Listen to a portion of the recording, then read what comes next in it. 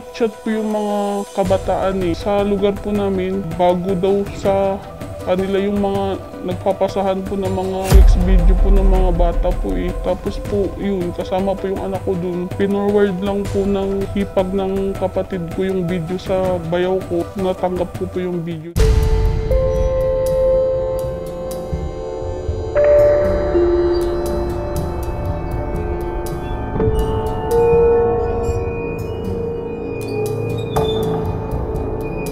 Nag-chat po siya sa akin, nagre-reply siya sa story ko. Then, mga ilang months po, hindi ko po siya nire-replyan. Tapos mga ilang buwan, nire-replyan ko na po siya. Yun po. Tapos doon po nag-start kami mag-usap.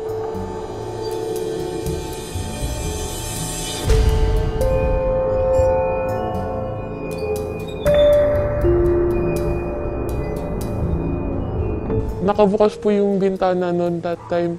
Gusto ko po tumalon doon. Kaso nga lang po, si mami lang po yun nandyan. Kaya po parang di na lang.